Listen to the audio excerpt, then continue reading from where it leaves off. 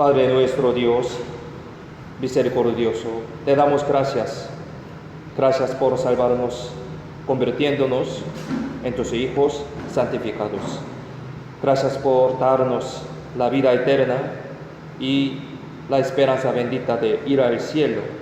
Gracias por permitirnos para poder reunirnos aquí en esta iglesia, que es tu cuerpo precioso con los amados hermanos. Nosotros somos débiles y no tenemos mucha sabiduría, así que siempre necesitamos tu ayuda y tu gran poder. Por favor, danos tu sabiduría, tu poder a través de tu palabra. Nos guía, cuida y protege para poder soportar toda dificultad en nuestra vida muy fuertemente con tu gran amor. Desde mañana vamos a empezar el seminario de la Biblia, muy precioso y muy importante. Sabemos que esta es una gran oportunidad que tú nos permites, así que guía muchas almas perdidas ante tu palabra y ayúdanos para que podamos participar en este seminario con todo nuestro corazón anheloso y adecuado ante ti. Deseamos propagar el Evangelio tan precioso para que mis amados familiares, amigos y cercanos puedan recibir la salvación en este primer seminario de este año y por eso pueda ser glorificado a ti.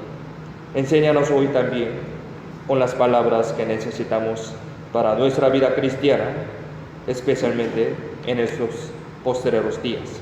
Confiamos en la mano poderosa toda nuestra vida y todo este tiempo, en el nombre de Jesucristo, quien siempre nos ama, hemos orado. Amén. Vamos a buscar San Marcos capítulo 2, texto principal de hoy, San Marcos capítulo 2, desde versículo 1 al 12, un poco largo. Texto principal de hoy,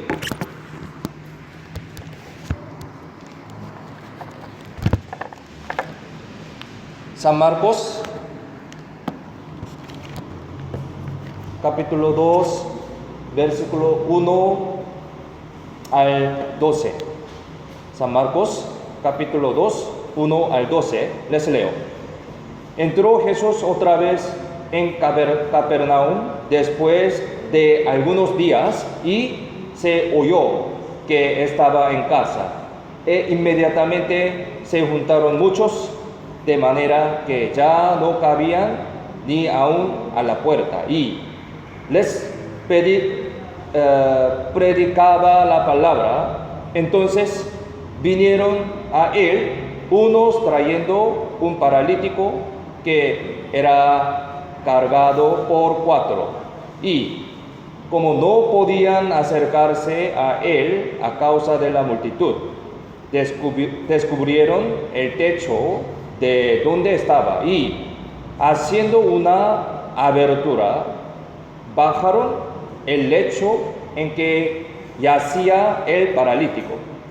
Al ver Jesús la fe de ellos, dijo al paralítico: Hijo, tus pecados te son perdonados. Estaban ahí sentados algunos de los escribas, los cuales cavilaban en sus corazones: ¿por qué habla este así? Blasfemia dice. ¿Quién puede perdonar pecados sino solo Dios? Y conociendo luego Jesús en su espíritu que cavilaban de esta manera dentro de sí mismos, les dijo: ¿por qué caviláis así en vuestros corazones?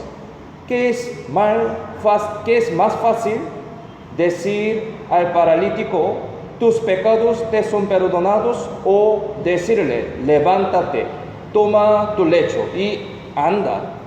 Pues, para que sepáis que el Hijo del Hombre tiene potestad en la tierra para perdonar pecados, dijo al paralítico: a ti te digo, levántate, toma tu lecho y vete a tu casa.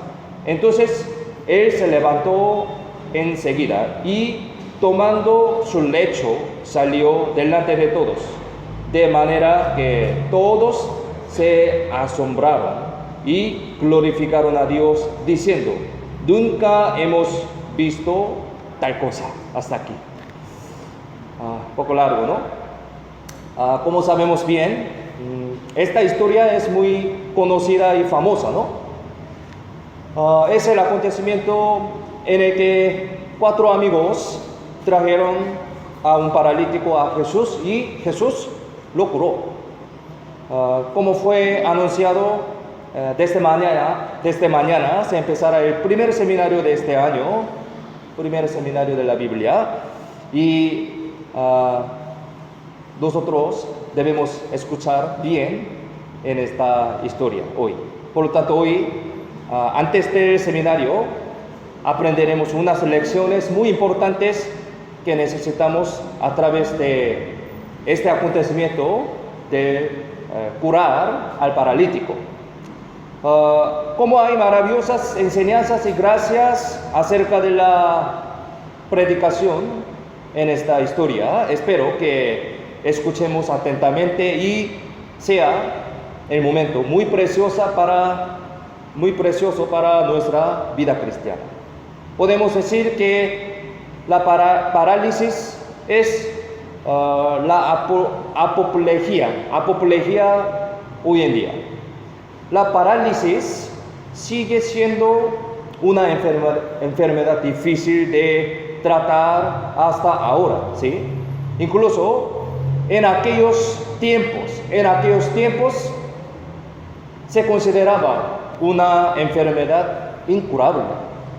Entonces, si una vez contrajo esta enfermedad, se convirtió en un hombre inútil y tenía que renunciar a su futuro generalmente, ¿sí?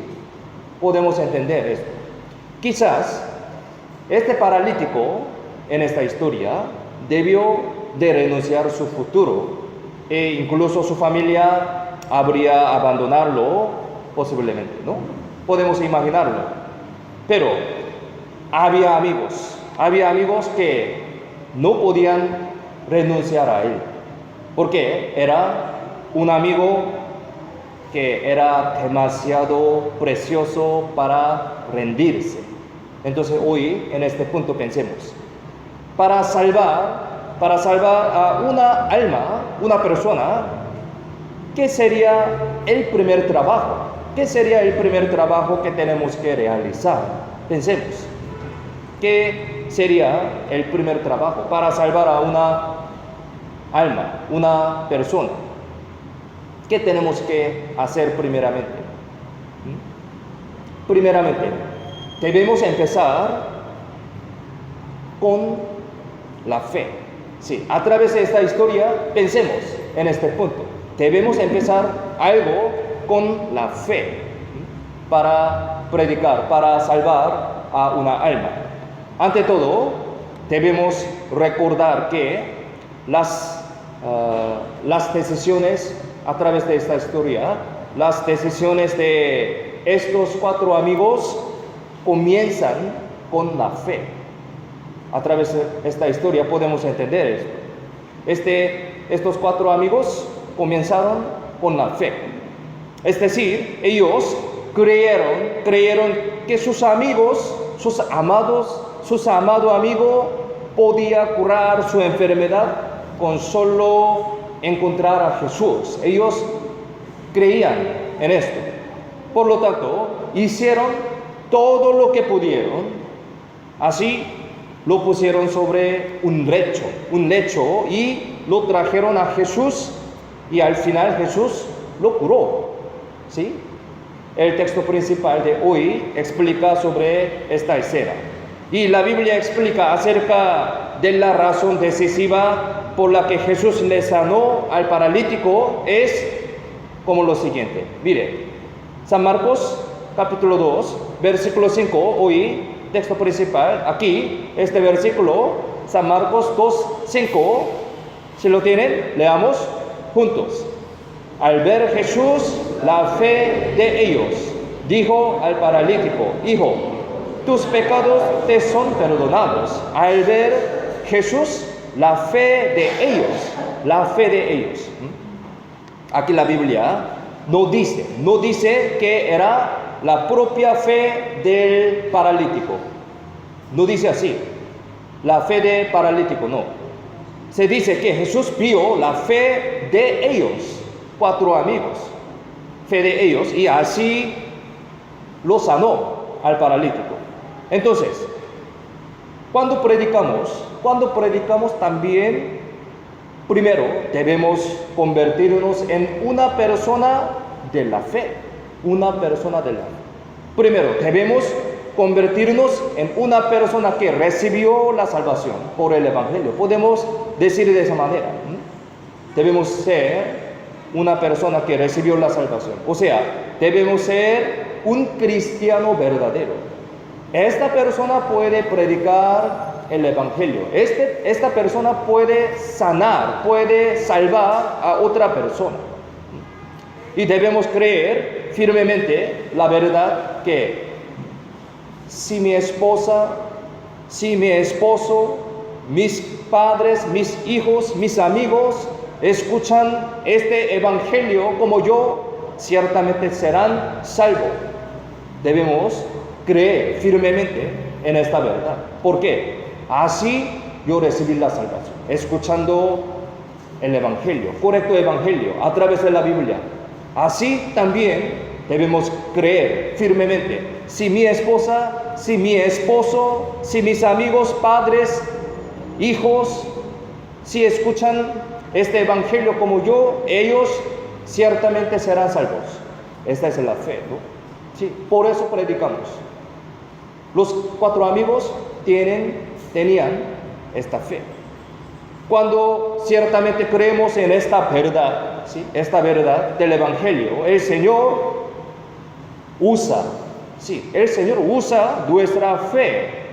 Esta es la manera de trabajar de Dios. El Señor usa nuestra fe. Entonces, si no tenemos la fe, no puede ser usado, ¿sí? El Señor usa nuestra fe como un instrumento, ¿sí?, como un instrumento para salvar a mis seres amados. Esto es algo muy obvio, pero si pensamos profundamente, es muy importante. Si yo no tengo la fe verdadera, correcta, Dios no puede usar a mi vida para salvar a otra persona. A través de yo, nunca ocurrirá ninguna obra de la salvación. Por eso yo no puedo predicar el Evangelio si no tengo la fe. Por eso, primeramente, debemos tener la fe correcta. O sea, debemos recibir la salvación primeramente yo. ¿Entienden, no? Por eso, así los hermanos recibieron la salvación. Y así, con esta fe, con este Evangelio correcto, podemos propagar el Evangelio. Y a través de nosotros, otra persona, otra familia, amigos cercanos puedan recibir la salvación. Dios así está trabajando, usando nuestra fe. Por eso tenemos que tener la fe. Tenemos que comenzar con la fe, como estos 4 amigos. A través de esta historia debemos pensar en esto, este principio. Ciertamente podemos ver que el trasfondo de la salvación de una alma siempre predispone la fe de alguien que creyó en su salvación y oró anhelosamente. Aquí, texto principal, San Marcos 2:1-2 dice así, yo leo: entró Jesús otra vez en Capernaum después de algunos días y se oyó que estaba en casa. E inmediatamente se juntaron muchos, de manera que ya no cabían ni aún a la puerta, y les predicaba la palabra. Como dice aquí, había tanta gente ahí en esta casa, y la casa era muy pequeña, ¿sí? Por lo que la gente ya no podía moverse ni entrar. Había esta condición. Quizás debido a esta situación, estos 4 amigos podrían haberse rendido a traer al paralítico, su amigo, pero ellos no lo renunciaron. No lo renunciaron. Además, mirando que este paralítico fue llevado por las personas mientras estaba acostado en su cama, su enfermedad seguramente era muy grave, era muy delicado. Por lo tanto, él hubiera querido venir al Señor solo, pero no pudo haber venido, ¿no? Para él, esa parálisis era un obstáculo muy difícil de superar para venir al Señor. Además, su parálisis no era el único obstáculo para acercarse al Señor. La casa donde estaba el Señor estaba llena de gente que se enteró de la fama del Señor y él ni siquiera podía ver el rostro del Señor. Si es así, los 4 amigos merecían dejar de venir al Señor y regresarse, pero no renunciaron a venir al Señor, ni siquiera en esta situación. ¿No es una escena muy emocionante? Imaginando esta escena. ¿No están tan anhelosos ellos para venir al Señor? Por ello, al final, el paralítico pudo ver al Señor y recibir la salvación, como leímos, recibir la salvación del espíritu y también del cuerpo también. Este punto es muy importante, recibir la salvación del espíritu, también su enfermedad, su cuerpo. ¿Qué significa esto? Eso nos muestra que ningún obstáculo o ninguna situación puede ser una excusa para venir al Señor. A través de esta historia podemos entender esto. Entonces, comparando esta historia con nuestro corazón, ¿cómo es? ¿Cómo es nuestra pasión? ¿Cómo es nuestra pasión por el Evangelio? ¿Sí? Por propagar el Evangelio. ¿Cómo está? Hoy pensemos, ¿cómo y con qué corazón ahora predicamos a mis amigos, a mis familias? Al mirar a la gente que cae al infierno, ¿con qué corazón, con qué manera, con qué pasión estamos predicando este Evangelio?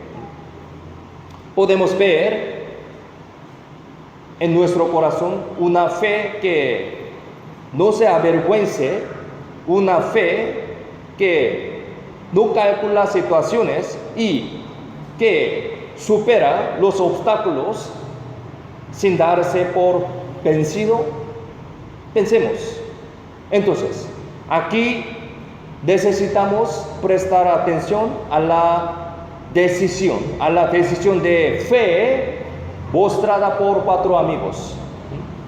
Más bien, ellos trajeron una idea creativa y aventurera en esta situación tan difícil y aparentemente imposible. Ellos trajeron una idea creativa, una idea aventurera, ¿sí? Es decir, ellos decidieron hacer una abertura en techo, ¿sí? Una abertura en techo, ¿sí? Como leímos. En el San Lucas capítulo 5 se dice que por el tejado le bajaron con el lecho. Eso significa que ellos quitaron las tejas las tejas del techo de la casa. Aquí, San Lucas 5, misma historia aparece en este capítulo. Aquí San Lucas 5, 19, dice así, yo leo, pero no hallando cómo hacerlo a causa de la multitud, subieron encima de la casa y por el tejado le bajaron con el lecho, poniéndole en medio delante de Jesús. Sí, misma historia en otro libro del Evangelio explica de esa manera. Mire, aquí una foto, un dibujo. Aquí es el techo judío. Los judíos viven en esta forma de la casa. Aquí el techo judío es plano de esa manera, ¿sí? Nuestro techo también, plano. Y hay una escalera para subir junto a la casa.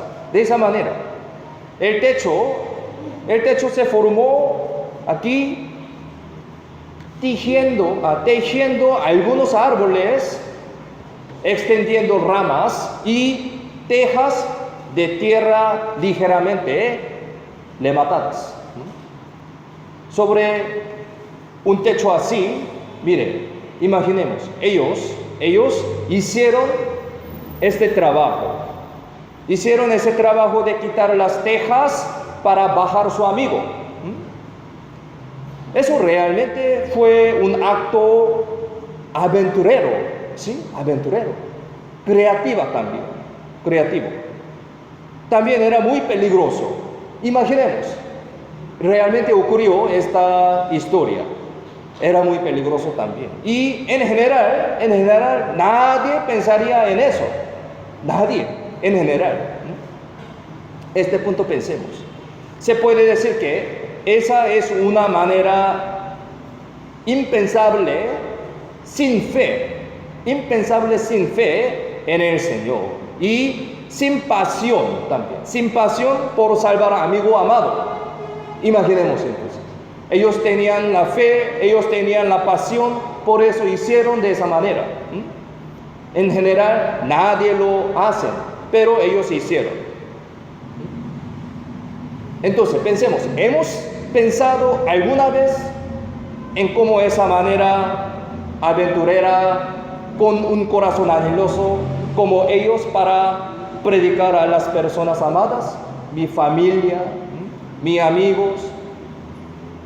Para hacer esto, primero debemos orar con fe y pasión por el Señor.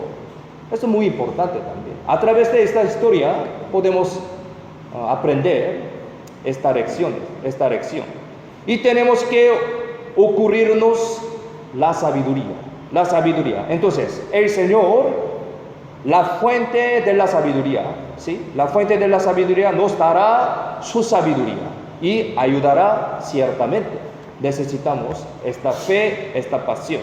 Además, una lección que se puede aprender de la decisión de los 4 amigos a través del texto principal es que la decisión de ellos fue un sacrificio también.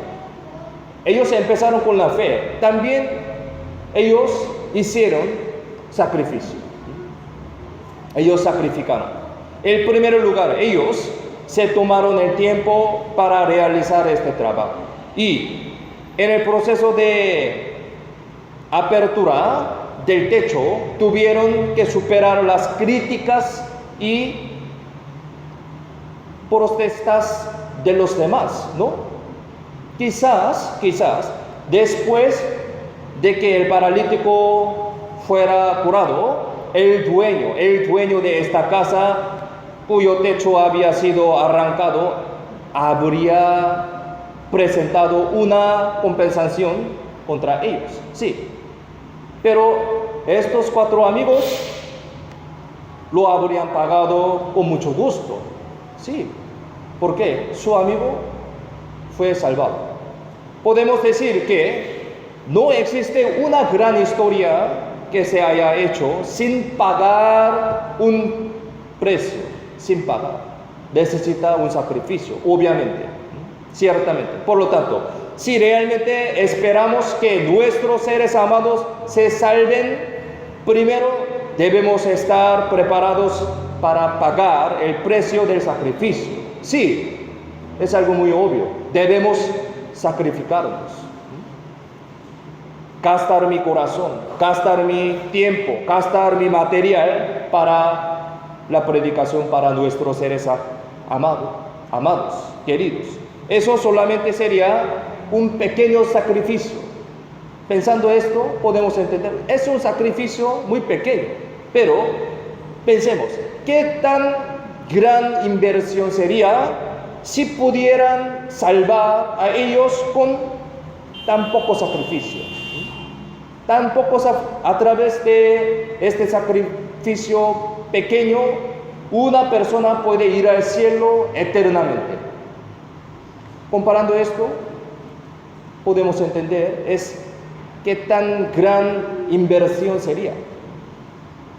Había un joven que tenía un futuro prometedor después de graduarse de la Universidad de Cambridge en Estados Unidos y tenía una vida brillante, no solo como un hombre de negocios, sino también como jugador de cricket.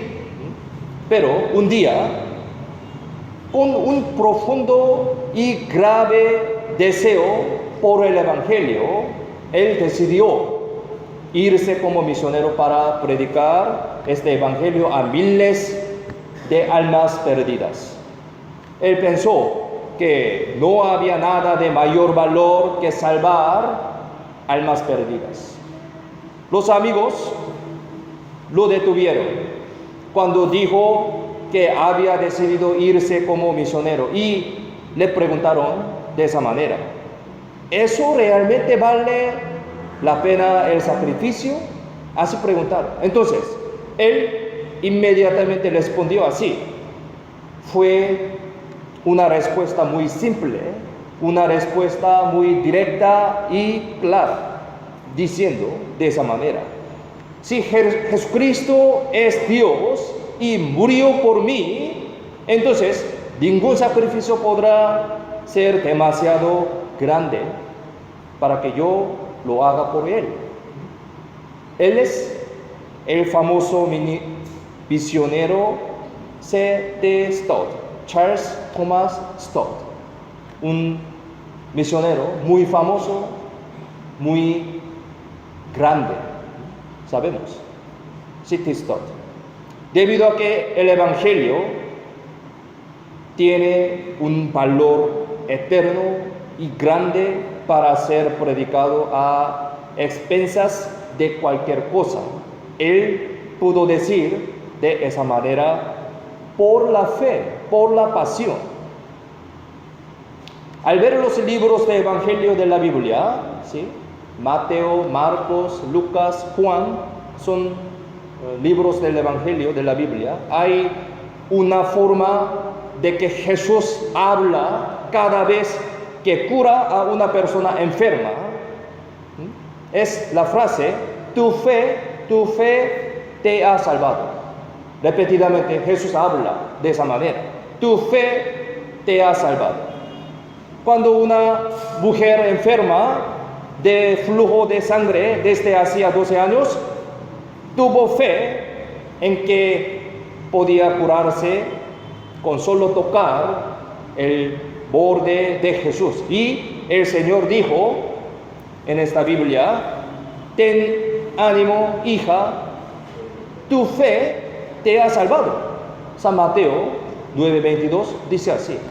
Cada vez habla de esa manera Jesús. En San Marcos capítulo 10, cuando Bartimeo, el mendigo ciego, se sentó en la calle y escuchó la noticia de que Jesús pasaba, y él gritó: Hijo de David, ten misericordia de mí. Entonces Jesús le preguntó: ¿qué quieres que te haga? Luego él respondió: Maestro, que le cobre la vista. Y Así Jesús dijo en la Biblia: vete, tu fe te ha salvado. San Marcos 10:52 dice así. Cada vez cura a un enfermo, Jesús dice de esa manera. Cuando el Señor curó a 10 leprosos y solo uno de ellos glorificó al Señor, en ese momento el Señor también dijo así: vete, tu fe te ha salvado. Cada vez Jesús habla de esa manera. Tu fe te ha salvado. Entonces, la fe y la salvación está conectada, ¿sí? La fe. Tenemos que tener la fe. Esa fe está directamente conectada con la salvación de Dios. Y cuando estamos con aquellos que tienen esa fe, la gloriosa obra de la salvación de Dios puede suceder de la manera asombrosa, ¿sí? Esta es la manera que trabaja Dios. De esa manera se puede decir que una fe adecuada, una fe ferviente, también se puede transmitirse a quienes están junto con ellos, que tienen esa fe. En el texto principal se dice así. Aquí también, volvámonos, San Marcos 2:5. Aquí la Biblia dice de esa manera: al ver Jesús la fe de ellos, dijo al paralítico: hijo, tus pecados te son perdonados. Aquí, ellos no son una persona, ellos no son una persona corriente, porque incluso abrieron el techo y corrieron a su amigo hacia Jesús, ¿no? Y esta fe debía haber sido transmitida al paralítico también.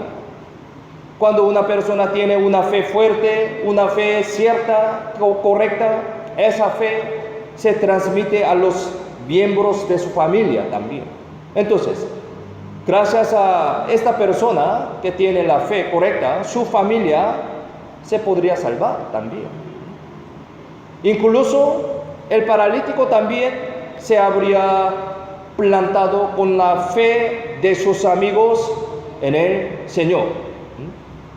Esos amigos hicieron el trabajo del amor para salvar al paralítico, su amigo. Parece que ellos amaron mucho a este hombre paralítico.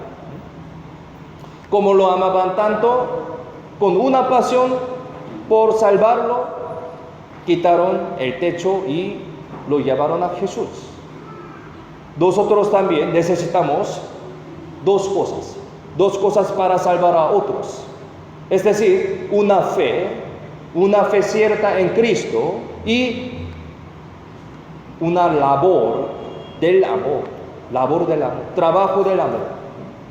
Busquemos Primera de Tesalonicenses capítulo 1, busquemos Primera de Tesalonicenses capítulo 1 versículo 3.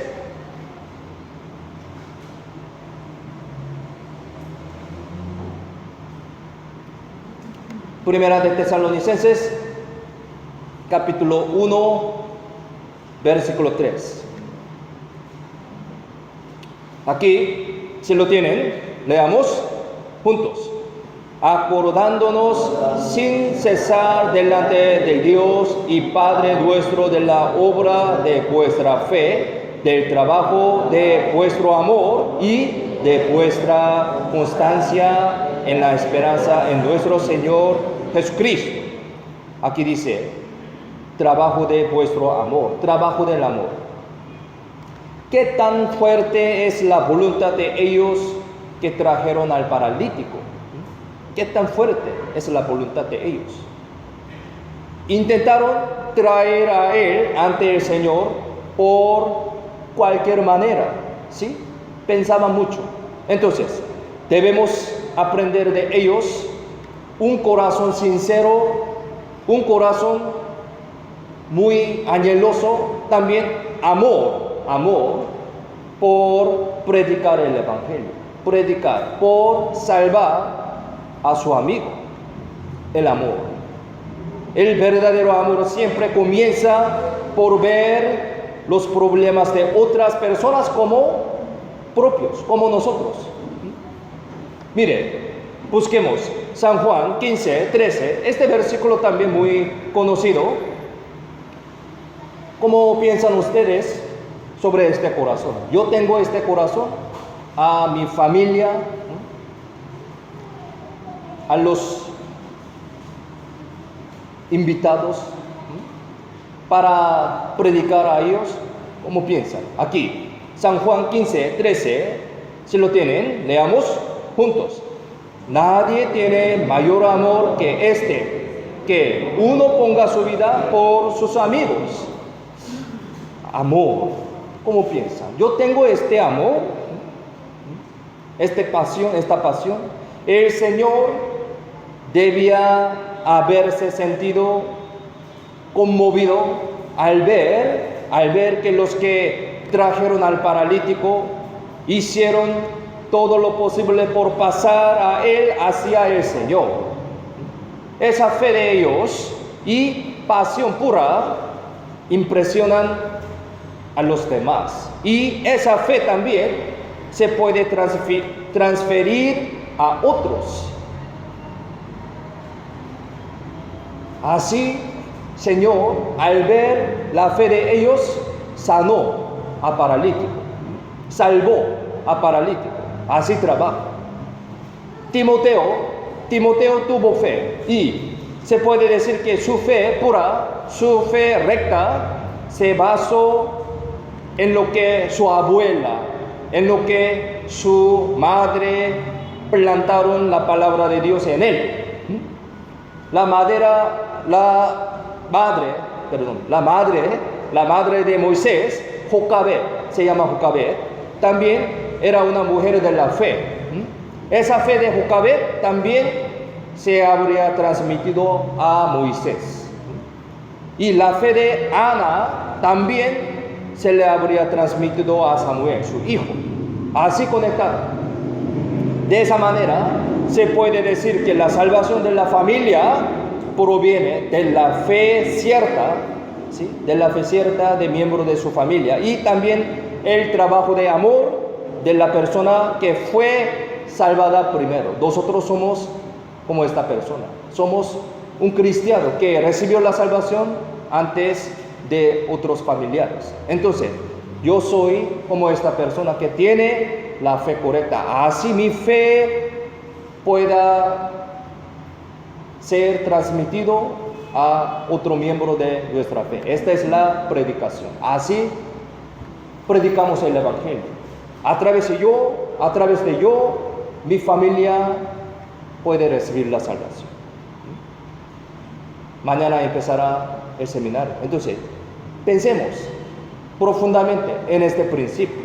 Nosotros también, debido al trabajo de que las personas salvas tienen cierta fe y sacrificio en amor de ellos, se planta cierta fe en otros y se lleva a cabo la obra de recibir el perdón de sus pecados. La Biblia dice, al ver la fe de ellos, ¿sí? El texto principal dice así, Señor, al ver la fe de ellos. Así el Señor ve todo. Entonces, Él muestra su obra maravillosa donde creemos dignamente en ese Señor. Aquí San Mateo, busquemos San Mateo 13, 58.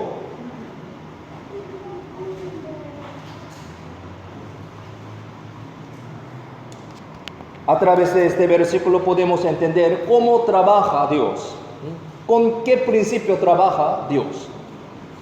San Mateo 13, 58.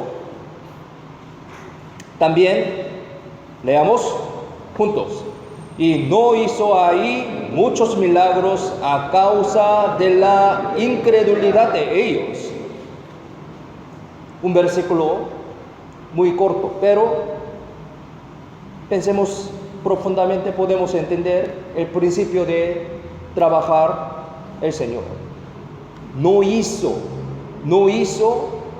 ningún trabajo, no hizo ahí muchos milagros. ¿Por qué? A causa de la incredulidad de ellos, incredulidad. Necesita la fe, creencia. El Señor vio lo que la gente no cree. El Señor lo sabía todo, ¿sí? Entonces, el Señor no hizo mucho su poder, su obra, porque la gente no lo creía. No porque no creía hacerlo incondicionalmente. Él, sabiendo todo el corazón de toda la persona, depende de su corazón, el Señor trabaja o no trabaja. Esto también debemos recordar muy ciertamente, muy seriamente. Aquí, texto principal, dice de esa manera. Aquí texto principal, San Marcos 2, capítulo 2, versículo 5 al 8, dice así, yo leo. Mire, al ver Jesús la fe de ellos, dijo al paralítico, hijo, tus pecados te son perdonados. Estaban ahí sentados algunos de los escribas, ¿sí? Escribas, los cuales cavilaban en sus corazones. ¿Por qué habla este así? Blasfemias dice. ¿Quién puede perdonar pecados sino solo Dios? Y aquí dice, conociendo luego Jesús en su espíritu que cavilaban de esta manera dentro de sí mismos, les dijo, ¿por qué caviláis así en vuestros corazones? Jesús sabe todo, el corazón de los demás. Aquí podemos ver la omnisciencia del Señor. Él es Dios, omnisciencia del Señor. Ahora cada uno de nosotros tenemos un pensamiento en mi corazón. Yo no conozco, pero Dios conoce todo. Ahora mismo también. Él es omnisciente, omnipotente, omnisciente. Este Señor conoce todas las cosas secretas, que hace el hombre. Ese Señor sabe que oramos por los hermanos, por los distritos, por la iglesia. Uno ora, Dios sabe también. No ora, también sabe. Por eso Jesús podría decir de esa manera. Aquí San Juan, capítulo 2, versículo 24. Miremos en la pantalla, leamos juntos. Pero Jesús mismo no se fiaba de ellos porque conocía a todos. ¿Entienden, no? Depende de su corazón, depende de su pensamiento. Dios se fiaba de ellos o no. Conociendo todo, Él sabe todo, el creador de mi corazón también. Por eso Él sabe todo. El hombre no puede conocer el interior de otras personas. Entonces, una persona puede ocultar su realidad, ¿sí? Ocultar su realidad frente a los demás. Sin embargo, no importa que uno se disfrace muy bien, la realidad se revela claramente ante Dios. Proverbios capítulo 16, 2 también, miremos en la pantalla, leamos juntos. Todos los caminos del hombre son limpios en su propia opinión, pero Jehová pesa los espíritus. ¿Cómo piensa? Muchas personas viven de esa manera. Mi camino es correcto. Yo estoy, sí, normal. Hasta aquí está bien. Pero estos son su propia opinión. En mi corazón, en mi emoción, en mi pensamiento, podemos decidir, podemos definir en cualquier manera sobre otra persona. Por eso juzgamos, decidimos algo con mi propia opinión. Pero el criterio debe ser la palabra de Dios. El criterio es el Dios.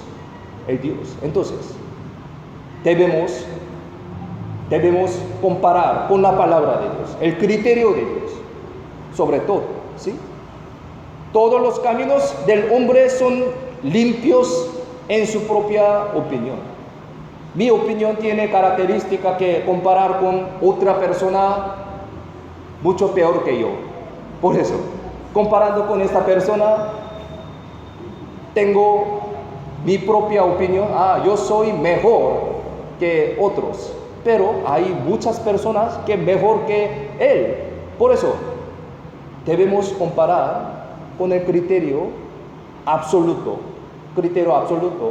de Dios. Con esto podemos decidir, podemos manejar bien nuestra vida como un cristiano. ¿Entienden? ¿Sí? No comparar con otra persona, ¿sí? Propia opinión. Pero Jehová pesa los espíritus. Jehová juzga correctamente. Por lo tanto, debemos vivir honestamente, debemos vivir justamente ante Dios. En la vida de la iglesia y la vida social, no debemos ser una persona doble, que es diferente entre interior e exterior. Esto no es adecuado.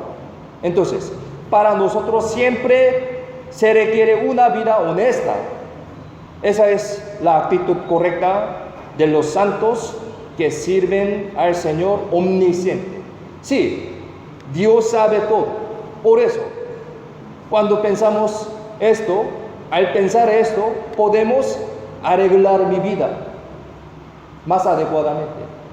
Sin pensamiento, sin considerar de esa manera, nosotros podemos vivir con nuestra propia opinión, propia manera. Pero cuando pensamos profundamente, seriamente, ahora Dios está mirando a mi vida. Ahora Jehová está conociendo mi corazón. Cuando pensamos en esto, podemos arreglar mi vida, manejar un poquito más adecuadamente. Somos cristianos, entonces debemos considerar siempre de esa manera. Por eso, algunos versículos explica sobre este tema. Aquí, primera de San Juan 3:20, Eclesiastes 12:14, dos versículos. Miremos en la pantalla, leamos juntos. Pues, si nuestro corazón nos reprende, mayor que nuestro corazón es Dios, y Él sabe todas las cosas. Abajo.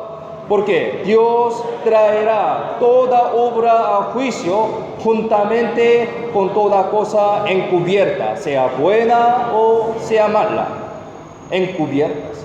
Nosotros podemos ocultar algunas cosas en esta tierra, en nuestra vida, físicamente, pero frente de Dios todo se revelará. Todo se revelará encubierta, sea buena o sea mala. Sí, sea buena o sea mala. Debemos vivir honestamente, rectamente ante Dios, conociendo esto siempre.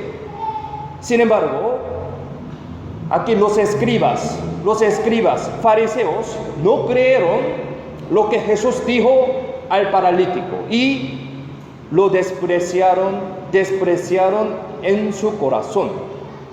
Pero el Señor sabe esto. Miren, aquí texto principal, San Marcos 2, 6, 7, dice así. Estaban ahí sentados algunos de los escribas, los cuales cavilaban en sus corazones, dice. ¿Por qué habla así? Ellos pensando de esa manera, en su corazón, ¿sí? Ocultamente. Blasfemia, dice. ¿Quién puede perdonar pecados sino solo Dios? Ellos pensaban de esa manera en su corazón. Pero Jesús conocía esto, ¿no? Cuando Jesús le dijo al paralítico, tus pecados te son perdonados. Entonces, los escribas, pensando de esa manera, ¿cuál fue la reacción de los escribas al escucharlo? Aquí dice, blasfemiaron en sus corazones, diciendo, ¿por qué habla este así? ¿Quién puede perdonar pecados sino solo Dios? Pensemos entonces, los escribas fueron los mejores expertos en la ley, ¿sí? En la ley. Y los que supieron dar interpretaciones cuando surgen asuntos de litigios acerca de la ley, ¿sí? Ellos sabían muy exactamente sobre la ley. Sin embargo, ellos condenaron como blasfemia cuando escucharon las palabras de Jesús. Tus pecados te son perdonados. Escuchando esto, ellos condenaron blasfemia a Jesús. Entonces, es porque ellos pensaron que solo Dios podía hacer el perdón de los pecados. Entonces pensemos, ¿el pensamiento de ellos era correcto o no? ¿Cómo piensan? ¿El pensamiento de ellos correcto o no? En realidad sus pensamientos eran correctos. Esta palabra es correcta, ¿sí? ¿Quién puede perdonar pecados sino solo Dios? Es correcta. Ellos sabían. Pero el problema era que ignoraban la esencia de Jesús. Ellos no sabían quién es Jesús. Ellos sabían mucho de la Biblia, pero condenaron a Jesús. ¿Por qué? No conocían a Jesús. No sabían quién es Jesús. Así, si no conoce a Jesús exactamente, no importa cuánto sepa la Biblia, de esa manera no tiene más remedio que actuar en contra de la verdad. El núcleo de la Biblia es Jesús. Busquemos San Juan 5:39. Mañana en el seminario de la Biblia aprenderemos este tema también. San Juan 5:39.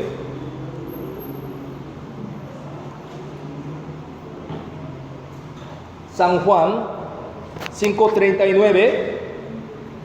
Si lo tienen, leamos juntos.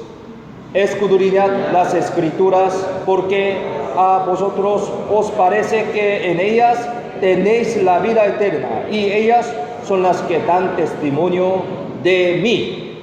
La Biblia dice así: testimonio de mí, testimonio de Jesucristo.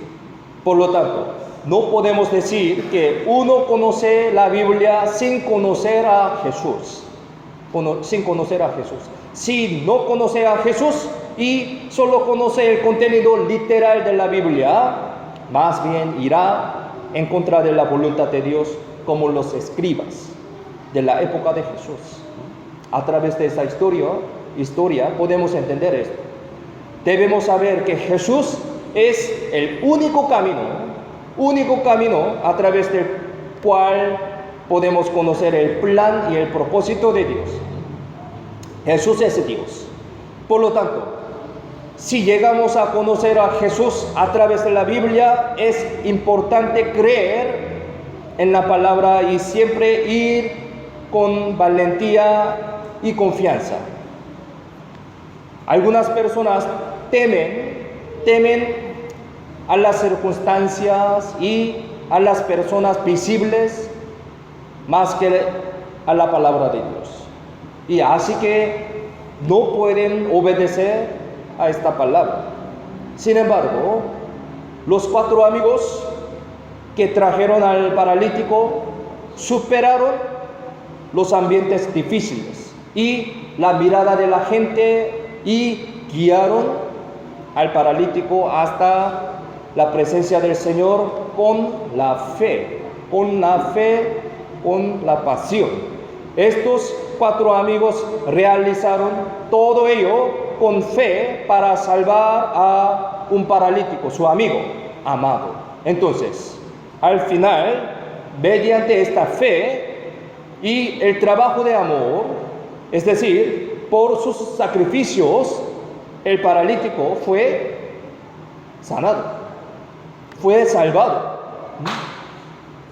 Esto es el principio de que trabaja Dios. Para salvar una alma, ¿qué debemos hacer? Como aprendimos, primeramente debemos empezar todo con la fe. Debemos tener la fe. Y en segundo lugar, debemos unirnos juntos. Esto también un principio muy importante, unirnos juntos. Otra cosa importante del acontecimiento del texto principal de hoy es que el paralítico pudo conocer a Jesús y fue sanado por la unión de los amigos, unión de los amigos. Aquí, texto principal dice de esa manera: entonces vinieron a él unos trayendo un paralítico que era cargado por cuatro. Entre los paralíticos, algunos son leves y algunos son graves. En el caso de que uno tiene una condición leve, puede moverse con un poco de ayuda de otra persona. Sin embargo, el paralítico del texto principal estaba en un estado muy grave y no podía moverse absolutamente. Entonces, los 4 amigos lo cargaban mientras estaban acostados en la cama, ¿no? Aquí podemos ver una unión, o sea, una colaboración junto con las personas, junto con los hermanos. Pensemos, ¿es fácil llevar a un paralítico en la cama? ¿Cómo piensan? ¿Es fácil? No, es muy difícil, sí. Se necesita mucho trabajo para llevar, ¿sí? Para traer a un paciente en la cama, ¿no? Además, cuando no pudieron entrar por la puerta, incluso hicieron un agujero por el techo y poniendo al paralítico en la cama y lo bajaron con las sogas hasta el Señor. Sí, pensemos esta escena. Aquí podemos ver a 4 amigos haciendo todo lo posible por medio de una unión hermosa para traer al paralítico a Jesús. Una unión hermosa. A través de ellos podemos recibir una enseñanza muy importante, que nunca es fácil llevar una alma a Jesús. Pero Jesús miró sus acciones con gran atención. Sí, Jesús miró. En realidad, podemos decir que el proceso de estos 4 amigos trayendo a su amigo ante el Señor fue un comportamiento muy grosero. Imaginemos. Mire, aquí dice, y como no podían acercarse a él a causa de la multitud, descubrieron el techo de donde estaba y, haciendo una abertura, bajaron el lecho en que yacía el paralítico, haciendo una abertura. Pensemos, mire, esta escena, pensemos, mientras hacían agujero, ¿sí? Mientras hacían agujero del techo, los escombros de tierra se habrían caído, ¿no? Y la gente de la casa se habría sorprendido e incómodo. Ahora yo estoy predicando, pero aquí alguien lo hace un agujero, ¿sí? Todo se cae. Yo voy a denunciar. Pero pensemos en esta historia. Jesús estaba hablando con los enfermos y orando por ellos, pero de repente la tierra y las ramas cayeron. Eso le habría molestado mucho a la gente en esta casa. Sin embargo, los 4 amigos tomaron esta aventura solo con una convicción para curar y para salvar a su amigo. Para ellos es muy importante. Lo sorprendente es que Jesús mismo no los reprendió por su rudeza. Jesús no los reprendió. Esto es muy importante. ¿Por qué? Es porque Jesús miró valiosamente los preciosos esfuerzos unidos que ellos hicieron juntos para salvar a su amigo. Ellos tienen esta pasión, esta fe, este precioso esfuerzo unidos. Jesús miró, Jesús sabía esto. ¿Por qué? Él puede mirar, Él puede conocer el corazón del hombre.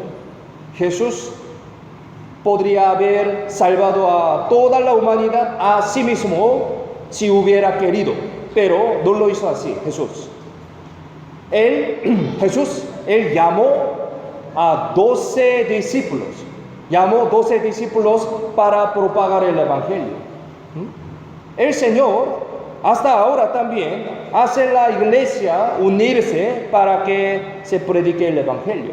Jesús mismo tiene este poder, ¿sí? Si quiere, Él puede salvar a todas las personas, pero incondicionalmente, todas las personas, pero Él no trabaja de esa manera. A través de la unión, a través de la fe de una persona, así trabaja. Debemos conocer este principio a través de esta iglesia, esta historia. El Señor hasta ahora hace, ¿no?, su trabajo a través de la iglesia, a través de los cristianos, como ahora, ¿no? Mañana también predicamos el Evangelio. Así trabaja Dios. Cuando las personas se unen, ¿sí?, una iglesia se unen y colaboran por el reino de Dios, por el Evangelio, el Señor ve esta unión más hermosamente que todo. Por eso trabaja, ayuda. Mire, aquí San Juan 17, 21 y 23, busquemos San Juan 17,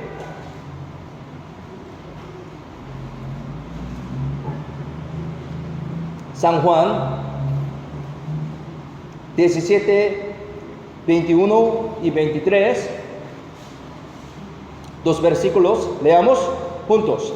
Para que todos sean uno, como tú, oh Padre, en mí y yo en ti, que también ellos sean uno en nosotros, para que el mundo crea que tú me enviaste. Abajo, yo en ellos y tú en mí, para que sean perfectos en unidad, para que el mundo conozca que tú me enviaste y que los has amado a ellos como también a mí me has amado.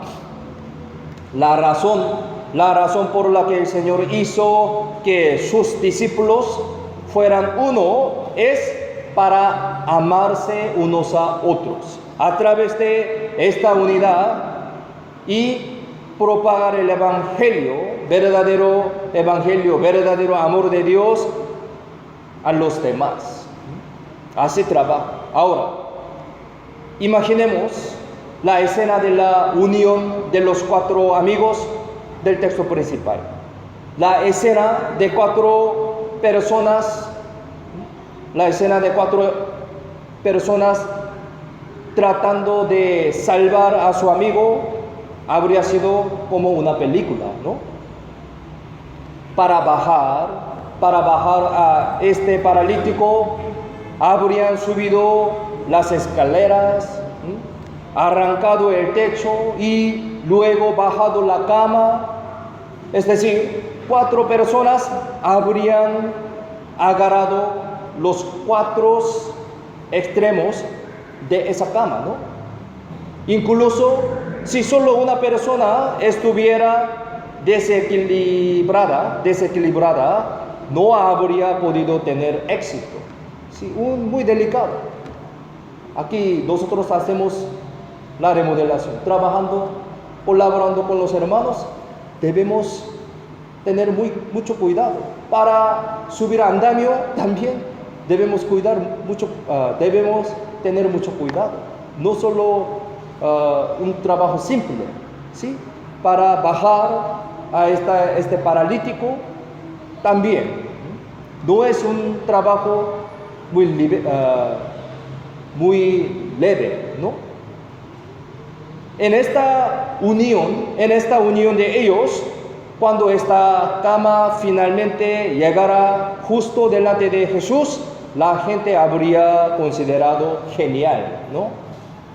El Señor lo vio hermosamente y también preciosamente. Entonces, para salvar a una alma perdida es muy necesario unirse. Trabajo colaborado, ¿sí? Para salvar una alma, ¿qué debemos hacer entonces?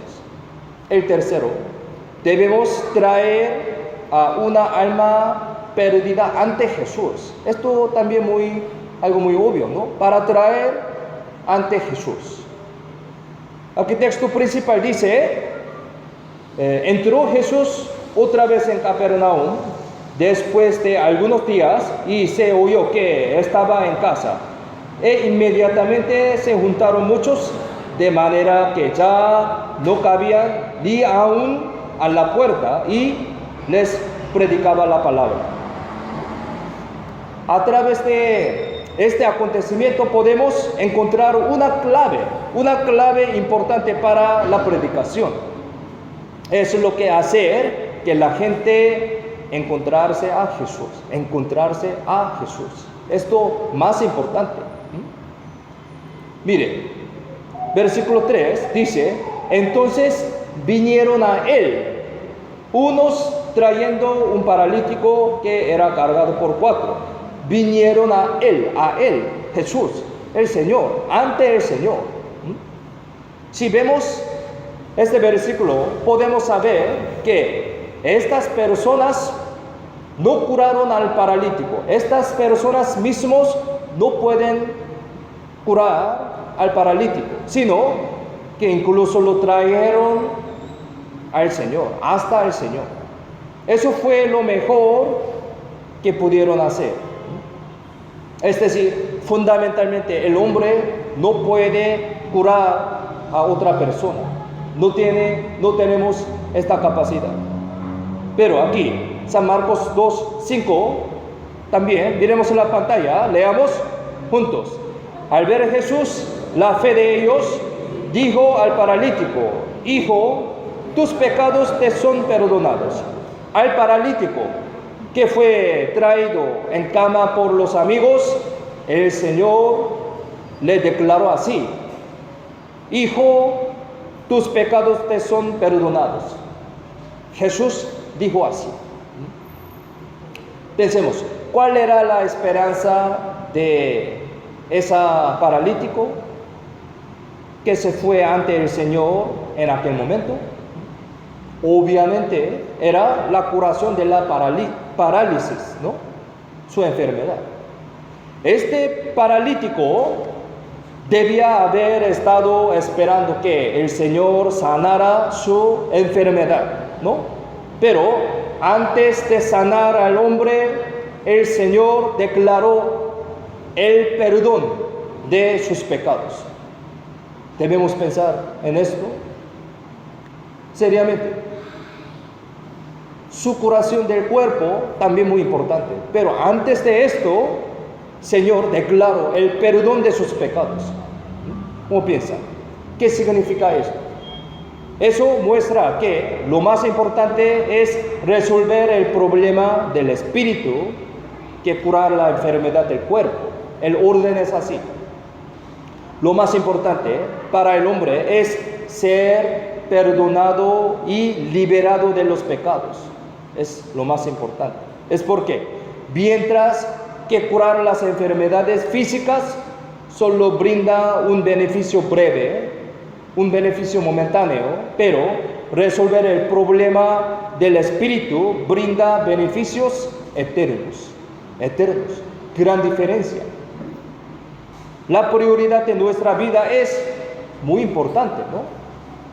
Muy lamentablemente, muchas personas, no conociendo esto, solamente quieren curar su enfermedad. Siempre quiere recibir una bendición, su vida en la tierra, tapando la Biblia, no pensando sobre su espíritu. Pero el orden es así. Primero el espíritu. Sí, primero el espíritu. Nuestra vida, nuestro espíritu es muy importante. Para el hombre, tanto el cuerpo como el espíritu son todos preciosos, pero el más precioso es el espíritu. Sí, espíritu. Además, hay muchos casos que cuando se resuelve el problema del espíritu, el problema del cuerpo se resuelve automáticamente. Sí, el orden es así.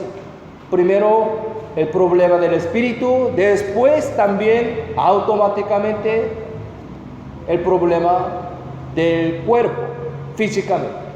Por lo tanto, la obra benéfica, obra médica y obra social también son importantes para las iglesias y los cristianos, pero ante todo deben dedicar sus esfuerzos a predicar el evangelio y salvar las almas perdidas, primeramente.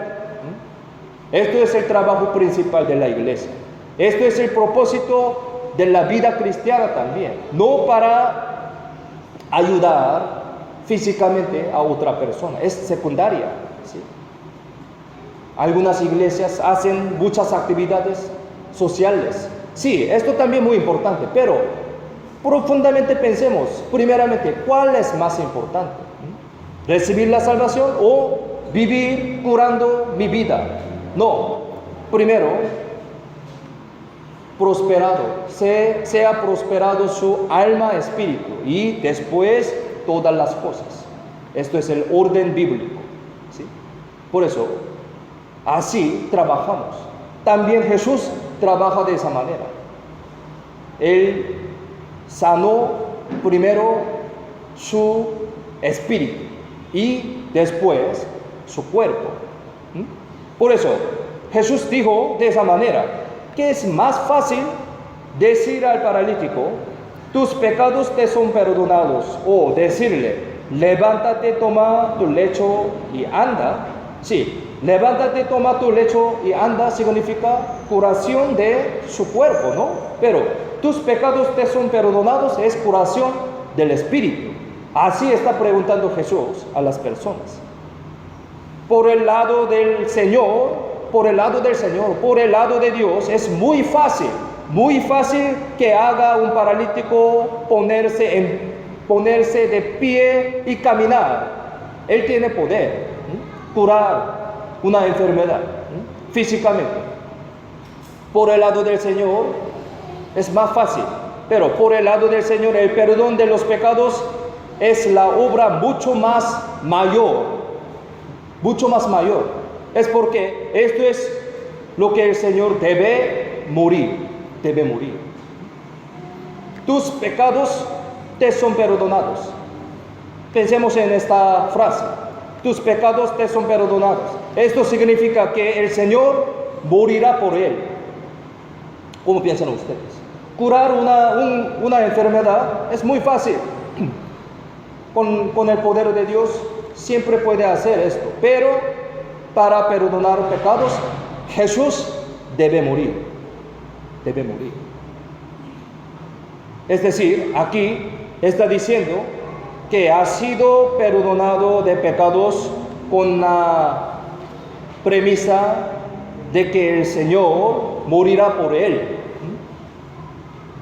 Aquí San Lucas 5, 24, 25 dice así: pues para que sepáis que el Hijo del Hombre tiene potestad de la tierra para perdonar pecados, dijo al paralítico: a ti te digo, levántate, toma tu lecho y vete a tu casa.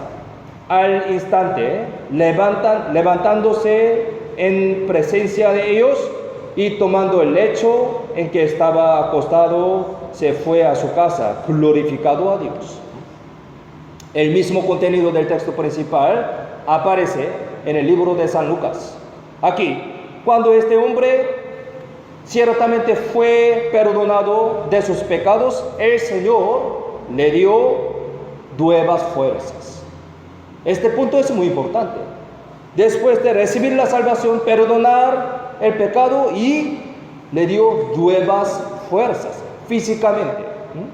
Entonces, cuando la palabra de Dios y el Evangelio se dan en nuestra vida cristiana, aparecen las obras que se mueven con fuerza. La fe y la conducta están conectadas. Aquí dice: levántate, toma tu lecho y vete a tu casa. El Señor hizo que este hombre caminara llevando su lecho para confirmar que no fue perdonado de pecados únicamente con las palabras de boca, sino que de hecho fue perdonado. Tiene evidencia. Pensemos, ¿qué pasaría si alguien dice que sus pecados han sido perdonados, pero nada cambia su conducta en su vida?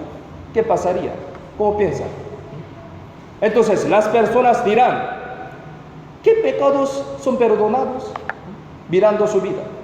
Sin embargo, algunos reciben la salvación mediante el perdón de pecado y sus vidas siguen cambiando.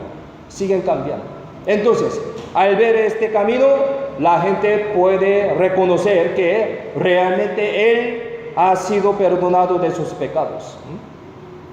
Por lo tanto, puede saber que fue el Señor quien logró esa obra de salvación. Cuando el paralítico fue perdonado de sus pecados, primero, y el Señor le dijo que se levantara y caminara con la cama, realmente se fortaleció a él, ¿sí? Así tenía el poder de irse a casa con su cama de inmediato. Es un milagro, ¿no? Un milagro. Recibieron la salvación, gran milagro, y después también puede caminar con fuerza. Él nunca caminaba por su enfermedad, pero después de recibir la salvación, él podía caminar. Así vivía. Nosotros también, cuando recibimos el perdón de pecados, así que tenemos el poder del gozo y la gracia en el Espíritu. En otras palabras, el Señor da la fuerza a lo que se le salva. Este hombre originalmente no podía moverse nada y solamente estaba acostado en la cama. Sin embargo, cuando fue perdonado de sus pecados por la palabra del Señor y cuando recibió la palabra del Señor, pudo caminar y ganó la fuerza suficientemente hasta para traer su cama, ¿sí? Tiene poder. Del mismo modo, cuando una persona recibe la salvación, tiene la fuerza para estar de pie firmemente encima del mundo, ¿sí? Y tiene la fuerza para caminar, para tener, ¿sí? También tiene la fuerza para encargarse todo, ¿sí? A través de la curación de su enfermedad y el perdón de sus pecados, él habría tenido la fuerza para obedecer a Dios también. Es decir, tuvo la fuerza para obedecer la voluntad de Dios, voluntad del Señor. Algunos versículos explican en Salmos de esa manera. Les leo. Salmos 18:1 dice: te amo, oh Jehová, fortaleza mía. ¿Sí? Fortaleza. Jehová dará poder a su pueblo. Jehová bendecirá a su pueblo con paz. Salmos 29:11 dice así. Salmos 68:35 dice: Temible eres, oh Dios, desde tu santuario, el Dios de Israel. Él da fuerza y vigor a su pueblo. Bendito sea Dios. Fuerza. Nosotros tenemos fuerza para movernos, ¿sí? No tiene la fuerza, no podemos movernos. La fuerza, Dios nos da la fuerza. Como dice en estos versículos, el Señor nos da la fuerza a nosotros, quien somos los hijos de Dios. Somos cristianos. Es porque debemos mostrar la gloria del Señor. Por eso, gloria del Señor. Viviendo en este mundo, así Dios nos da la fuerza. El lado de Dios nos da la fuerza para mostrar la gloria del Señor.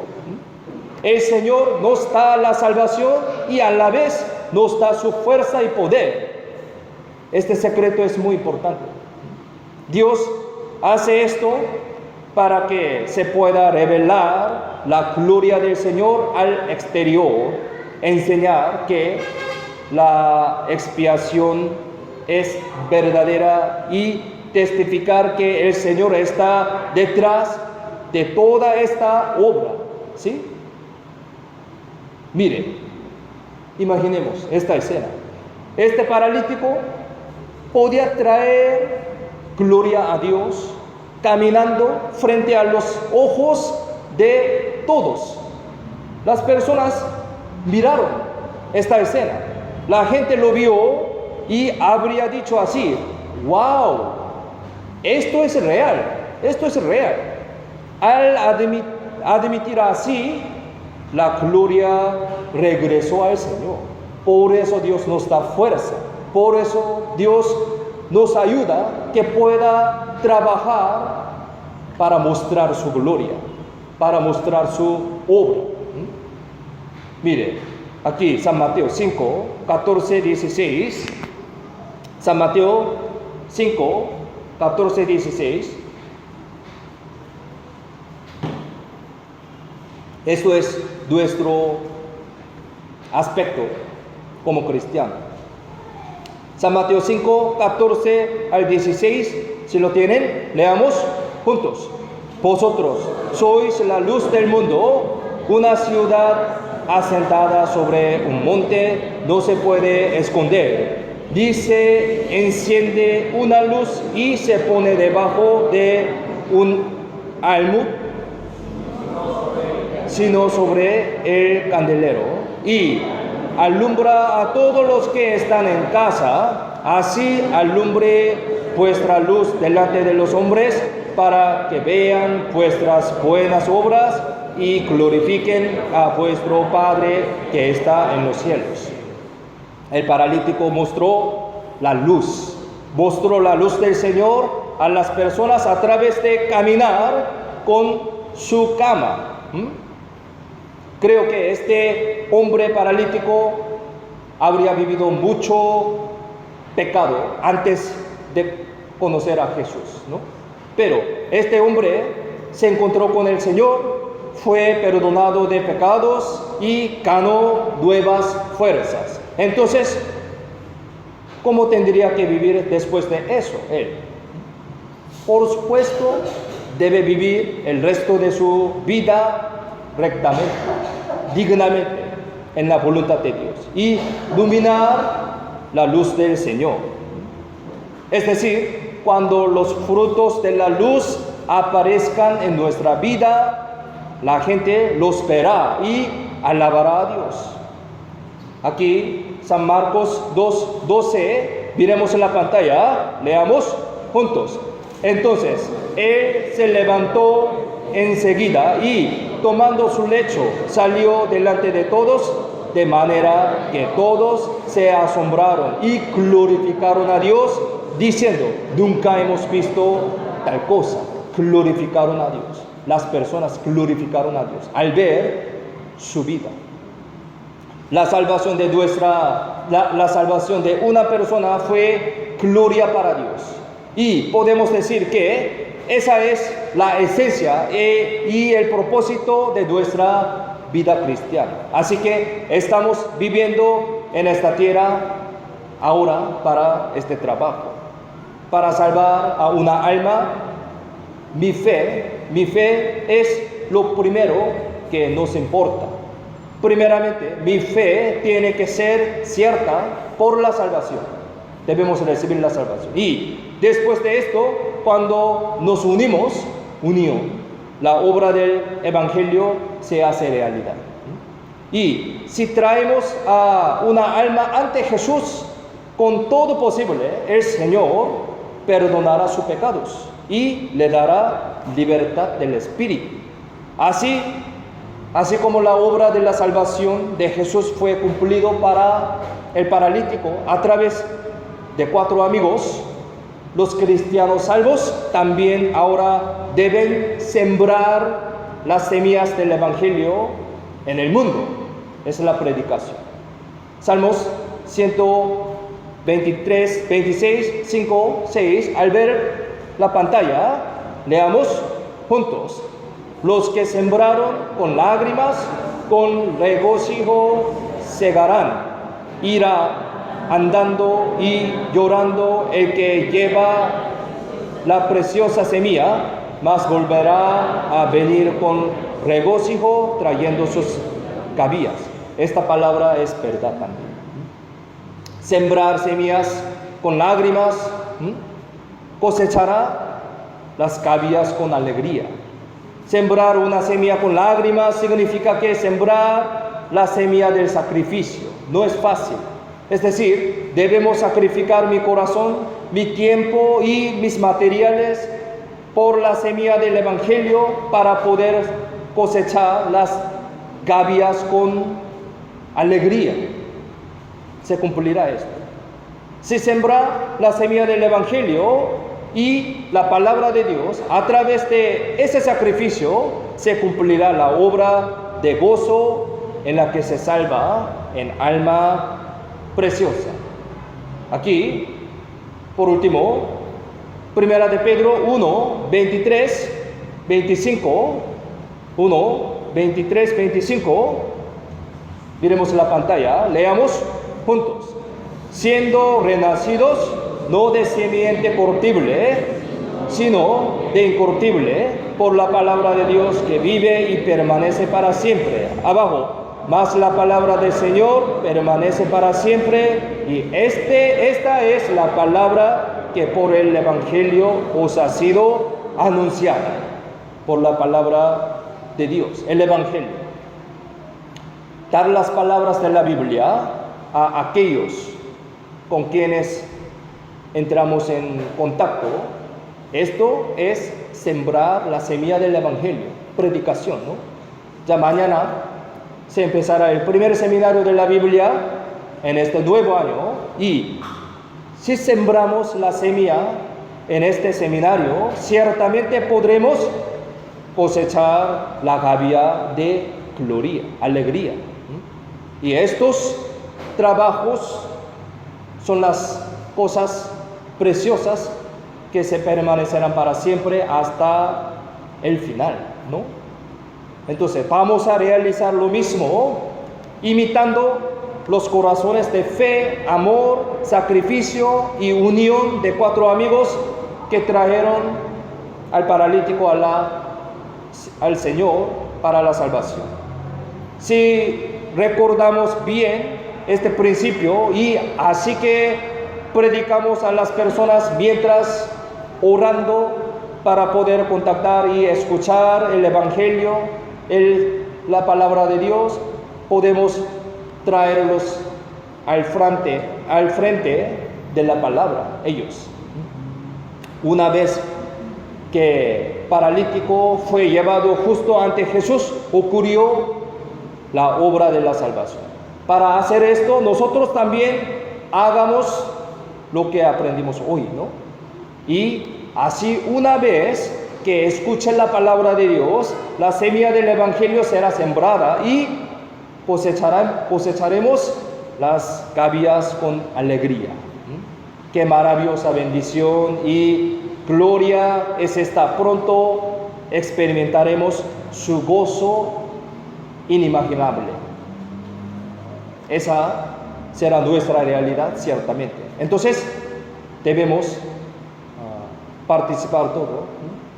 Desde ahora, oremos y participemos más fuertemente. Amén. Por favor, oren y terminemos. Vamos a orar. Señor, nuestro Padre Dios, te damos gracias por salvarnos y por hacernos tus hijos santificados. Gracias por enseñarnos con tu palabra preciosa a través de este culto dominical.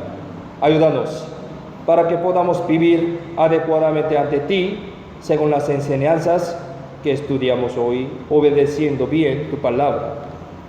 Deseamos saber más del Señor que nos ama. Deseamos amarte más, conociendo tu amor, sirviéndote en toda nuestra vida. Deseamos vivir el resto de nuestra vida devolviendo la gloria, la gracia del Señor. Desde mañana empezamos el primer seminario de este nuevo año.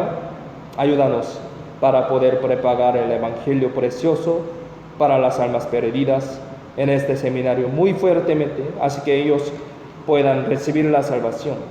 Nos llena con tu sabiduría y tu poder para esta buena obra, para que podamos predicar tu Evangelio muy anhelosamente y adecuadamente. Hay muchos hermanos que tienen muchas dificultades y padecen muchos sufrimientos. Los cuida y consuela con tu consolación eterna y tu gran amor. Así te pedimos que protege, guía y ayuda a nuestros caminos de la vida cristiana para tu gloria. Confiamos en la mano poderosa toda nuestra vida, en el nombre de Jesucristo, quien siempre nos ama, hemos orado. Amén.